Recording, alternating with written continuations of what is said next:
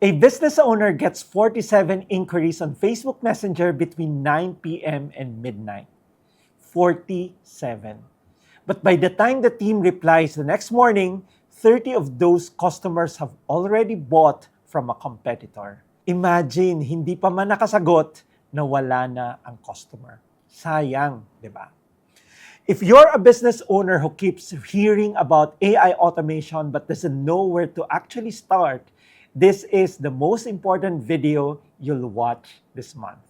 Because it can cost you the leads, the sales, and the customers you're losing right now to competitors who figured this out before you.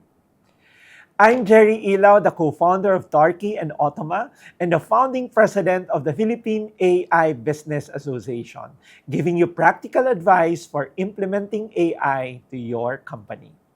And in this video, I'm going to give you 3 things.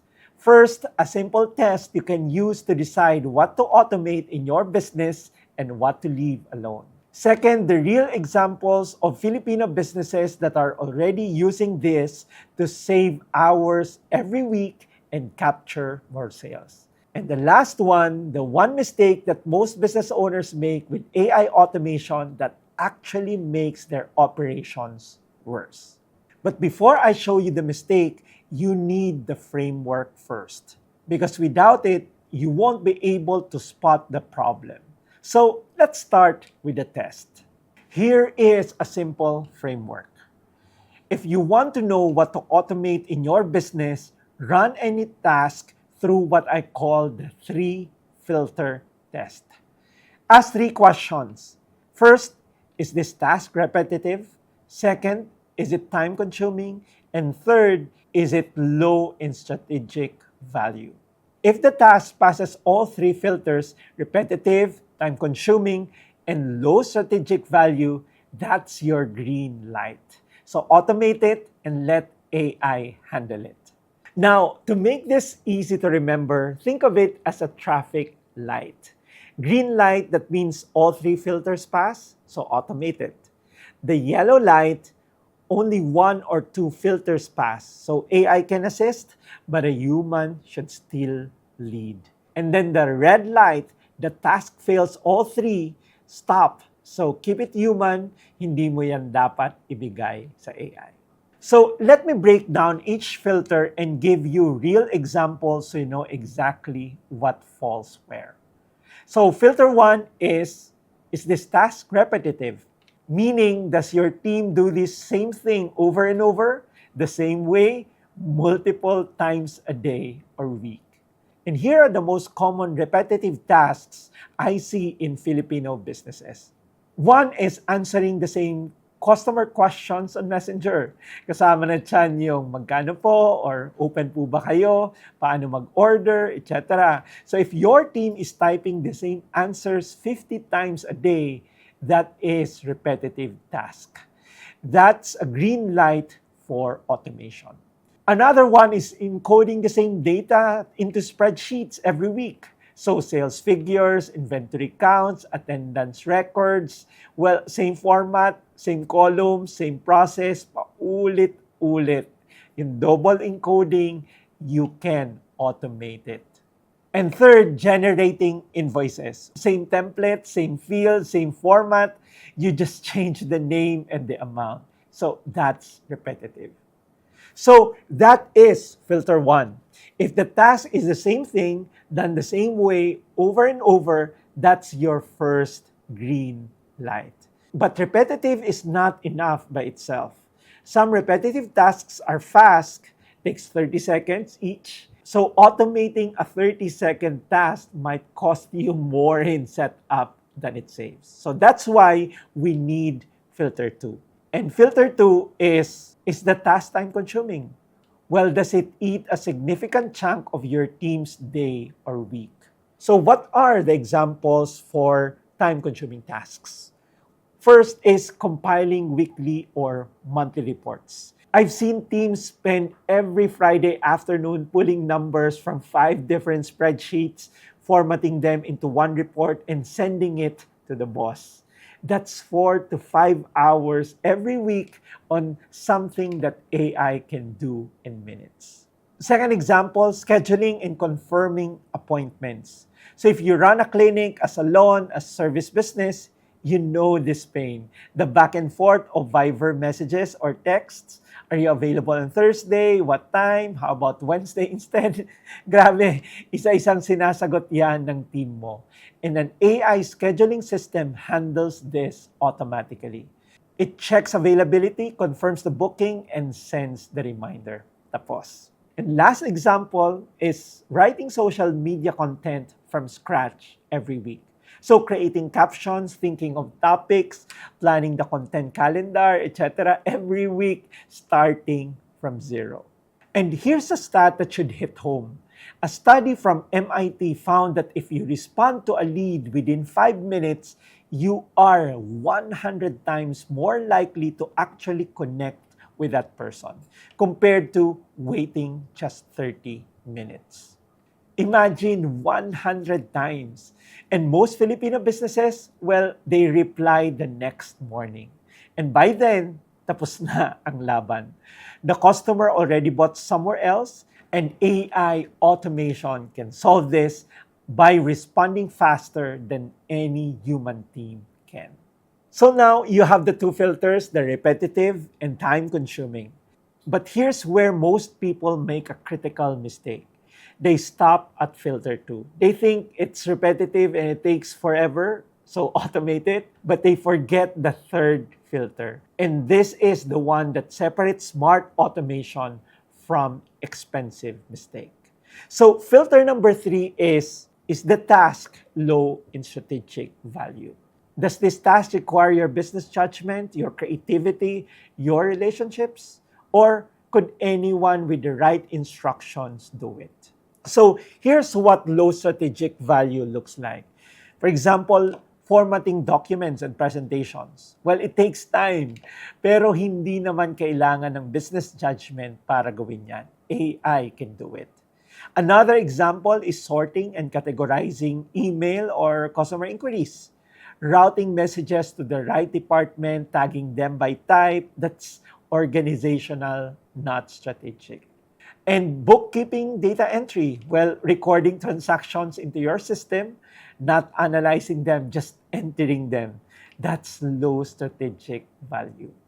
And of course, first level customer FAQ responses. You know, the routine questions, store hours, payment methods, delivery areas, they don't require judgment.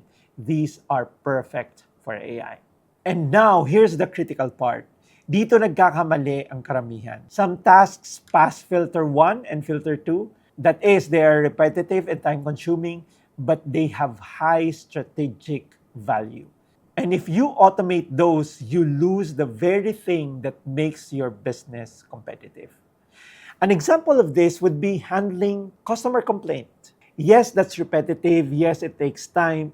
And this is where most people make the mistake. They either automate the whole thing or automate nothing.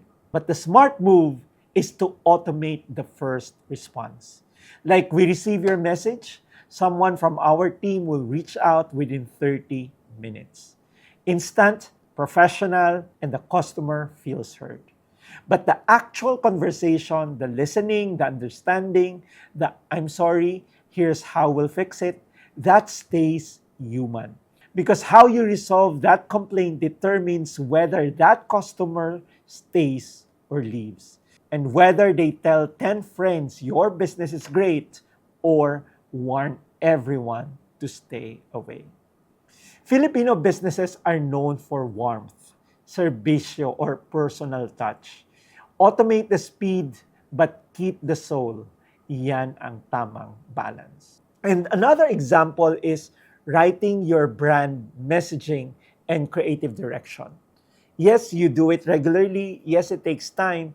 But your brand voice is your competitive advantage. If you let AI write everything, you sound like everyone else, generic and forgettable. And actually, that's a yellow light. AI can help you draft, but you make the final call. Let AI do the 70% and you do the 30% that requires your judgment. So kung naalala nyo yung 70-30 rule natin from our earlier video, that's exactly what this is. Okay, so now I owe you the third deliverable, the mistake. And I told you that this is one of the most important. So here it is. The number one mistake Filipino business owners make with AI automation is they automate a broken process. So let me explain. If your inventory counts are wrong and you automate reordering based on those counts, you don't fix the problem. You just order the wrong products faster. And if your sales scripts doesn't convert and you automate outreach using that sales scripts, you don't get more sales. Mas marami ka lang nababother na potential customers. So here's the rule. Fix the broken process first. Make it work manually, test it, and prove that it works. Then, and only then, automate the proven version. Hindi yung nag-automate ka ng magulo, well, mas mabilis lang lalaki ang problema mo. So, let me ask you this. Think about what your team is doing every single day. How many of those tasks are repetitive, time-consuming, and low in strategic value? But you're still doing them manually. And how many of those tasks you have been thinking about automating that actually require your business judgment, your relationship, and your personal touch? Here's what I want you to remember. So next time someone asks you about how do I know what to automate, well, you can tell them this. Before you automate anything, run it through the 3-filter test. Is it repetitive, time-consuming, and low in strategic value? If it passes all three, automate it. If not, keep it human or do a hybrid. And here's your business implication. We automate the tasks that drain our team's time, and we protect the tasks where our human judgment is the competitive advantage. Now, here's your action step this week. Take 1 hour, just 1 hour, list every task your team does regularly. Run each one through the 3-filter test. Repetitive, time-consuming, or low strategic value. And the ones that pass all three, that's your first automation project. Start with one, just one, and move on from there. Now, you are probably using ChatGPT. But most people don't know that there are settings inside ChatGPT that are turned on by default, and one that is sending your business data to OpenAI right now. Your client's conversation, your pricing, your strategies, all of it. I made a short video on the 5 settings every business owner should change before using ChatGPT for anything. Click it right here to continue learning. Again, I'm Jerry Ilaw, the co-founder of Tarki and Automa, and the founding president of the Philippine AI Business Association, reminding you that before you automate anything, run it through the 3-filter test. See you in the next video.